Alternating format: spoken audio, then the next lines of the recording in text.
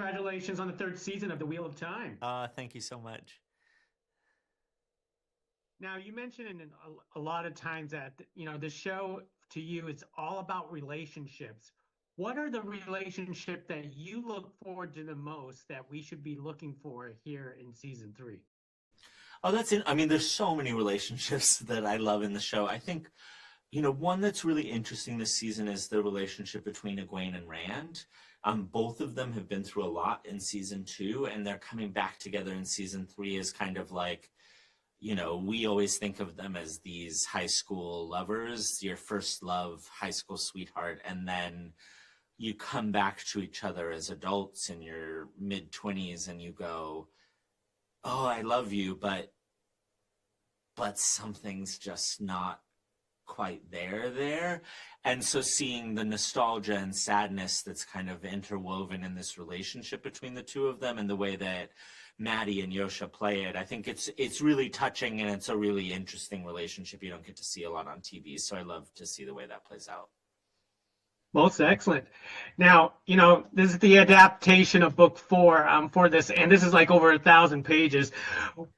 What character that you had to leave out that you wish you could have included into the series? Oh, that's a good question. There's one character who's amazing in book 4 that I really love personally a lot. I don't know how many people will miss him, but I really miss him, who's named Gaul. He's one of the Aiel that develops a close relationship with Perrin and Loial.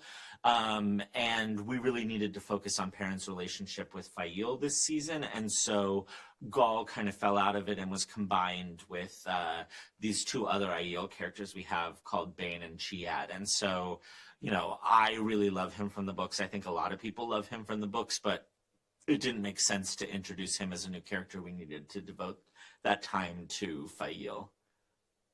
Now, tell us about possibly reintroducing Tom the Bard back into the series. Yeah, so Tom Marilyn is back in season 3 of The Wheel of Time. We love him. We've always wanted to bring him back. And this was the time in the story that it really makes sense to start to fold him back in. We see his relationship with Elaine, which is really, really important in the books. And now she's a really full functioning character of the show. And we, continue to see this relationship that he has with Matt as a almost father figure for a guy who didn't really grow up with a great father figure. So he's coming back into the story now in season 3, and we hope that he gets to stick around with us for a long time. As book lovers love the series, we can't wait to check out season 3. Rafe, thank you very much for carrying this conversation. Thank you. Thank you. Bye now.